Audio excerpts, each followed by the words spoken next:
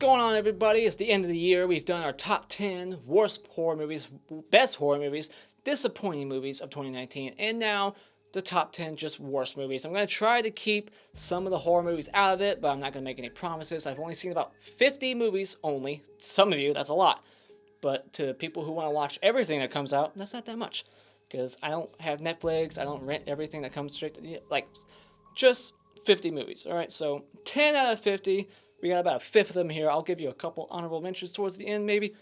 But yeah, my personal top 10, all opinion-based. Don't take it too serious. Don't get offended. If you're offended, there's the door. Fuck off. So, what is my number 10? Let's look it up, shall we? Number 10, it's not that bad of a movie, but it has to be on here. It has to be. Godzilla, King of the Monsters. The worst part about this movie is just the characters. They're unrealistic in their decision making, and I don't give a fuck about them. The motivation for why this stuff is happening is just ridiculous and asinine. Farrah Farmiga, what the hell were you thinking? So yeah, the CGI action was okay, but they hide the CGI in shadows. They barely show you the monster action. You get a little bit more monster action in this one than you do in Gareth Edwards' Godzilla, which I prefer. I know I'm crazy, but whatever.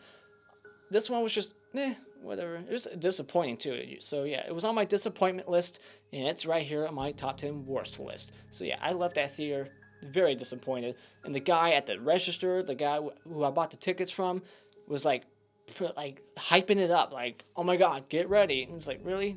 For that? Number 9 goes to another disappointing film, and that is Angel Has Fallen. This is a movie that said, hey, Taken 3 did it, so we'll do it too. Let's just have our main guy run away from the police for 90 minutes, and it's going to be fun. And then we'll have this bad guy who everybody knows is the bad guy from minute 1, and we won't do anything creative to set up red herrings or to trick you. We'll just make it obvious as hell. And then we'll throw in some weird comedy with this one actor from that first Hulk movie. I forget his name, but he has that weird, like, scratchy voice. I don't know his name, but whatever. But that comedy, that end credit scene, that joke towards the end, fuck, oh, that was just dumb. Where did that come from? This movie barely has any action. It's not fun. They take the character of Mike Banning, who in the first 2 movies is entertaining. He's charming. He's sarcastic. He's witty. He is just great. You like him. In this movie, I don't give a fuck.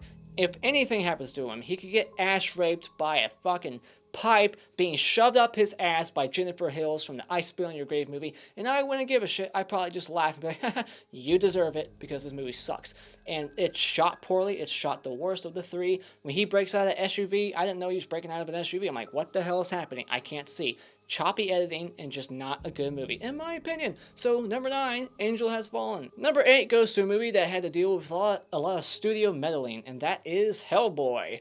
The only thing that saved this movie for me is that third act. I say it all the time, but the third act. It's the third act. That's great. But that third act, when all those people are being destroyed by those monsters, and they are getting the most violent CGI deaths, but man, were they gore-tastic. Those people getting just ripped in half, limbs, just skin torn off like Silent Hill. It was just crazy. That was the only great thing about it. They sold this movie and the marketing like as a comedy, and then of course everything in that trailer that was funny, that was it. So you went into the movie, you saw the jokes coming, and everything around that was just like not funny at all, and just horrible. But yeah, it's a very messy movie. It's weird, it's hokey in some places. The whole like 3D glasses Nazi thing, what the hell is that? I'm not familiar with the first 2 Hellboys, so I wasn't as pissed at this movie as other people who thought this was just a blasphemy movie. Like, why didn't they just make a Hellboy 3 with Ron Perlman? I'm not attached to those movies, so I don't have that same, like, hate for this movie that those people have, because I heard that there's people that just love those 2 movies, and they just hate this one because they love those ones so much. I didn't have that connection, so, and I still thought this movie was bad. This movie is just poorly written, poorly edited, and not funny at all. It's hardly any entertainment. Jesus Christ, I can't speak. There's hardly any entertainment, and I just didn't care for this movie. It's kind of forgettable. But that third act, all those gory deaths, man, that was great. So yeah, this is where you belong, Hellboy, number 8. Number 7 goes to another very, very forgettable movie that was also kind of mismarketed as a strong, female-empowered protagonist who's gonna kick ass, pick up a gun, and become Rambo, and that's Miss Bala. That trailer, that's what I got from it, and she shoots one person towards the end in like the leg or something. But then again, I could be wrong, because this movie is forgettable. It's about this woman who is in a pageant, a beauty pageant, and then she gets sucked up into this like sex slave underground like thing, like in Mexico, like some cartel sex slave thing. Yada yada yada. We've seen it before. And then she wants to break out of it, and she wants to help these other people that are sex slaves. And then towards the end, she finally picks up a gun and takes out one person. But the whole ride to that end, when she finally does kick a little bit of ass, it's just boring. It's forgettable. I don't remember shit about this movie. It was that January, February release movie that was sandwiched in between great movies or more anticipated films like Glass and Avengers Endgame and yada yada yada. This was just very forgettable, and that's why it was released in February, most likely. Just can't say much about it. It's just not that fun of a movie, not that great of a movie, it's not original, and yeah, just blah. Number 6 goes to The Fanatic. This is a movie that everybody will say is the worst because of the over-the-top acting by John Travolta, but I enjoyed it. I enjoyed that. It's still a bad-made movie. The technical aspects of it, the writing, the direction, awful. And the overacting, yeah, I can still say that's bad, but I enjoyed it. I just enjoyed it for being bad. I enjoyed that third act. It actually surprised me a bit where it went and how brutal it got. I wasn't expecting it to get to that level, but it did. I enjoyed seeing Devasawa once again. I haven't seen him since the late 90s, early 2000s with Idle Hands and Final Destination, so it was great to see him again. But they don't make his character likable. He's like cheating on his wife. And all he had to do was just sign the goddamn poster. Seriously, whatever. There's weird narration from a character who shouldn't be the narrator. It should be like the main guy or Devon Sawa. And there's these weird artsy like cartoon like segues. It's like there's some weird decisions, creative decisions behind this movie. But I enjoyed all the little horror movie references. There's like a Saw reference and a Maniac reference. So I enjoyed all that stuff. So yeah, it's not a terrible movie, but it's a bad movie when you look at it. Yeah, it's bad, but it's entertaining in a way, type of bad. So check it out if you're curious. If you like John Travolta, check it out. Number 5 goes to Aladdin. This is not a badly made movie. It's just not my kind of movie. If I want to watch Aladdin, I will go watch the Robin Williams Aladdin. It's right there waiting for me. That was my favorite cartoon growing up. This was not needed. This is just Disney pumping out a movie that's almost beat for beat the same shit that the cartoon was, just for a profit. And seriously, just there's no point to this movie. I think they changed one thing, and that's like the genie is now, and he has a love interest, and that's it. But yeah, I just hate musicals, and I was dragged to go see this because it was my sister's birthday, and she wanted to go see this, and I tagged along. Big mistake. Number 4 goes to Anna.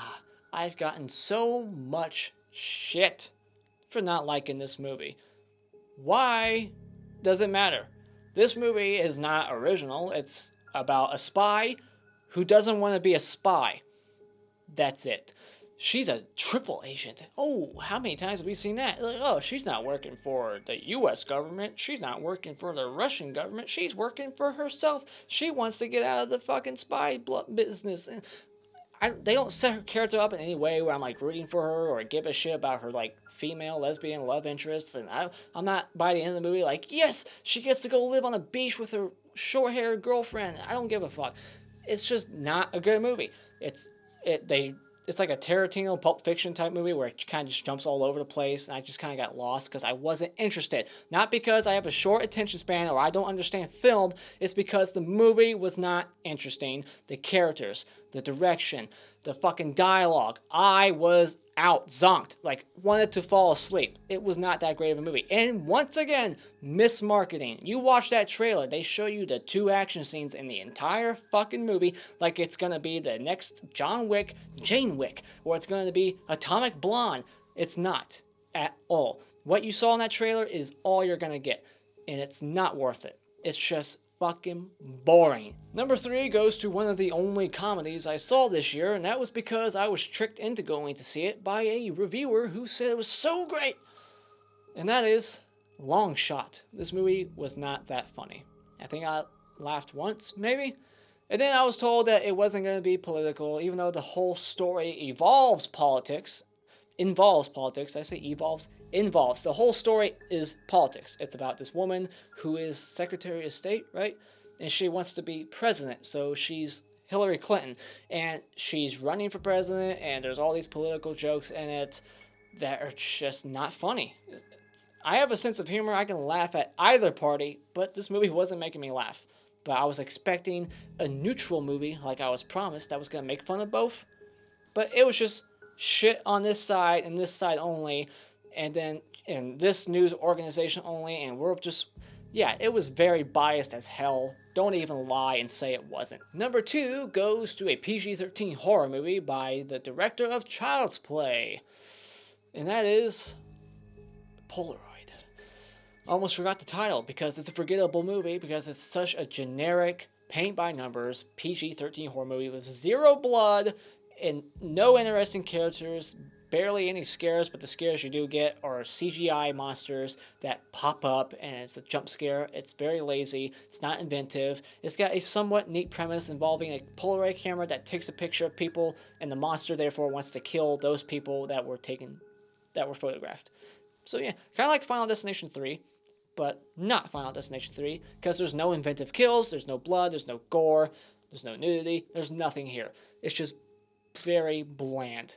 It looks awful. They try to make it so goddamn dark that's scary because it's dark, but it's like, no, I can't see anything, so I'm not scared.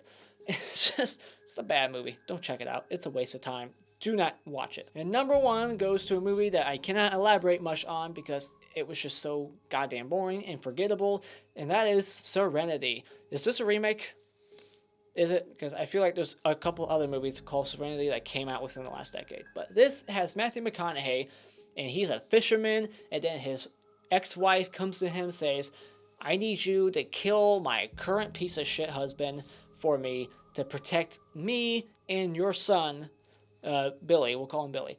And then by the end of the movie, it's like, wait, no, this is all a video game. It's all simulation that Billy is completely taking control of.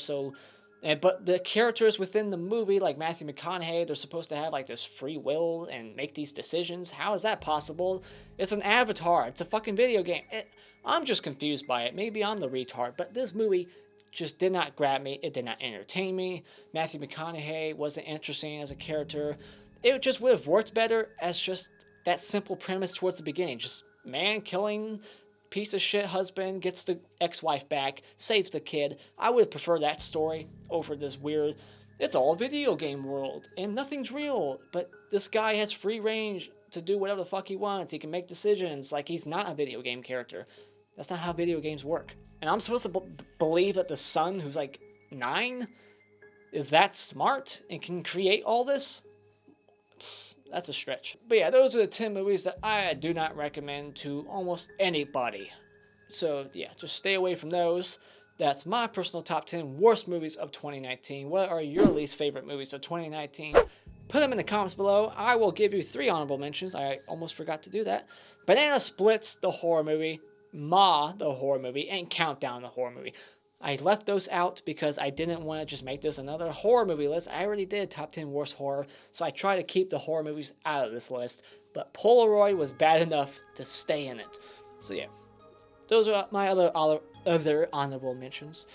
So yeah, there you go. Thank you so much for joining me tonight. If you like what you've seen here, you can hit this like button, share with all your friends, and become a subscriber today by clicking on my cartoon face in about 5 seconds. And until next time, auf Wiedersehen.